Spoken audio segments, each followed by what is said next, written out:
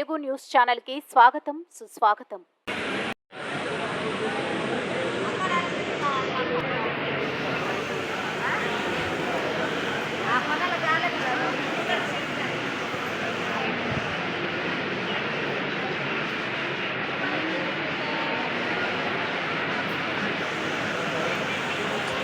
అట్లా ఇప్పుడు నేను తక్కువ అమౌంట్ చెప్పినా చూపిస్తా కదా.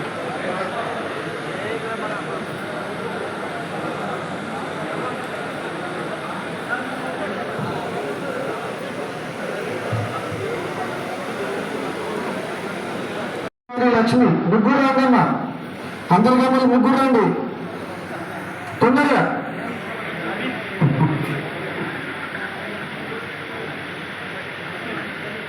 లక్ష్మి ఇంకా రాలేదు, అంతర్గమ రావాలి. తర్వాత చెల్లిగారి గ్రామానికి 8 మంది దాసర్ జమున,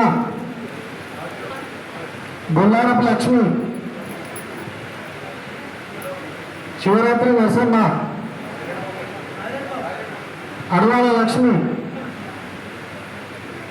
అల్లం లక్ష్మి, కాసార సంగిరెడ్డి రాజవ్వ, నీలం వరలక్ష్మి, జప్తపురం లక్ష్మి, జప్తపురం లక్ష్మి. తర్వాత కళ్యాణం రెడీ ఉండండి అమ్మా.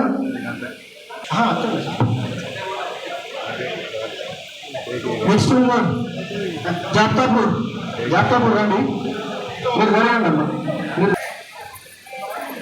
మంగినేని సత్యవ, కొడుకుల లక్ష్మి, పుష్ప. కళ్యాణకు సంబంధించిన రాండమ్మా, ఇంకో నిమిషాలు అందరూ కళ్యాణకు సంబంధించిన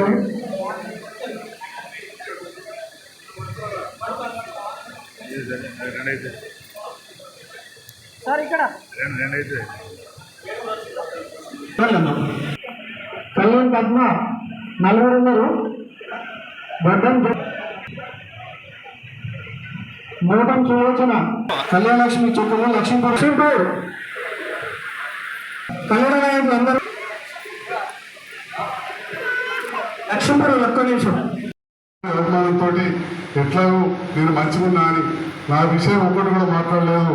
నా మీద నిలబడ్డ పోటీ చేసిన పెద్ద మనిషి గురించి ఆయన మంచిగా అని చెప్పాడు తప్ప నన్ను చెడ్డు వాళ్ళే. అదే వీరి దగ్గర ఇదే రేవంత్ రెడ్డి గారు వాళ్ళు ఏమేమి తప్పులు చేశారు, ఇంకేమో చేశారు అని చెప్పి మాట్లాడడం జరిగింది. మరి నియోజకవర్గం అభివృద్ధి చేసుకోవాలంటే ప్రభుత్వం ఉంది, ఇక లేదంటే రోజు చౌరస్తా కాడ ధర్నా చేసుకుంటూ వస్తారు. సో కొన్ని డబల్ బెడ్రూమ్ కార్యక్రమం ఉండే, ఇంకా రోడ్ల కార్యక్రమం ఉండే, మార్చిల్లో వారిని కలవడం, అప్పుడే కొంత నిర్ణయం తీసుకున్నాం. మా నాన్నగారు చనిపోవడం వాటన్నిటితో కొంత లేట్ అయింది. ఇప్పుడు ముఖ్యమంత్రి గారితో కలిసి పనిచేస్తూ ఇవాళ చూసిన ఒక్క ముఖ్యమంత్రి సహాయానికి చెక్లు రాష్ట్రంలో అత్యధికంగా తెచ్చిన వాటిల్లో మీ సంజయ్ ఉన్నారని చెప్పి సందర్భంగా తెలియజేస్తాము. అంటే నాకు ఆ సేవ చేసే అవకాశాన్ని మీరు ఇచ్చారు పోయినసారి గెలిపించి. సో మీరు అవకాశం ఇచ్చింది కాబట్టి రోజు అక్కడ ఇక్కడ విమర్శించే బదులు ఉన్న వాళ్ళతో కలిసి పనిచేద్దామనే ఆలోచనతో పోయినాం తప్ప కొందరు ఏదో చెప్పినట్టు కాదు. మీ అందరికీ తెలుసు, అంతరామకాడ బ్రహ్మాండమైన భూములు ఉన్నాయి, గడియారం కాడ ఇల్లు ఉన్నది, దవాఖాన ఉన్నది. హైదరాబాద్ ఇల్లు కూడా నేను ఎమ్మెల్యే కాకముందే ఎమ్మెల్యే కాలనీ అంటారు కదా, ఎమ్మెల్యే మంత్రులు అంటారు కదా. మా నాన్న గురించి పెట్టాడు 20-25 ఏళ్ళ కింద. కాబట్టి అందరూ మాట్లాడినా ఏది మాట్లాడినా మన ఏకైక లక్ష్యం సేవ చేసే లక్ష్యం. తప్పకుండా మీ అందరికి కూడా కొద్దిసేపట్లో ఈ సేవ ఉంచుదాం. కళ్యాణ లక్ష్య పథకం కావచ్చు, ఆసరా పింఛన్లు కావచ్చు, ఇంకా గత ప్రభుత్వంలో ఏవైతే ఉన్నాయో అవన్నీ కూడా ఇంకా ముందు ఇదే విధంగా కొనసాగిస్తాం, పెంచుతాం. రేవంత్ రెడ్డి గారి నేతృత్వంలో చెప్పి కూడా కాంగ్రెస్ ప్రభుత్వం హయాంలో కూడా అవన్నీ కూడా గొప్పగా జరుగుతాయి. ఎందుకంటే అప్పుడు ఇందిరామిండి కావచ్చు, ఇవన్నీ జరిగినాయి. మా అంతరంగాడ చూస్తే ఇందిరామ్మ కాలంలో ఇప్పటికీ ఆడ శిలాపలకం ఉంది. బట్టాన్ శ్రీరామూర్తి గారు ముఖ్యమంత్రి వచ్చి శిలాపలకం వేసాడు. ఇవాళ నేను కూడా ప్రభుత్వంతో ఉన్నా కాబట్టి మీ గౌరవం కూడా దక్కుతుంది. ఆ పేద ప్రజలకు అప్పుడు 3,000 ఇల్లు ఇచ్చినాం, నేను 4,000 ఇల్లు ఇవ్వాలని చెప్పి మాట తీసుకొని రేవంత్ రెడ్డి గారితో కలిసి అని చెప్పి తొందరగా తెలియజేస్తాము.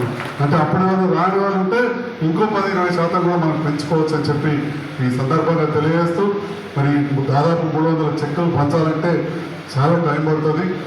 మన ఊరు వైజ్ పిలుస్తాం. ఏ ఊరు పిలిచినప్పుడు మా మండల నాయకులు ఆ గ్రామ నాయకులు వస్తే ఒకటే సరిద్దాం. తర్వాత మరి ఎంటీవీ న్యూస్ తెలంగాణ న్యూస్ ఛానల్లో మరికొన్ని కొత్త అప్డేట్స్ కోసం లైక్ చేయండి, షేర్ చేయండి, సబ్స్క్రైబ్ చేయండి. Thank you.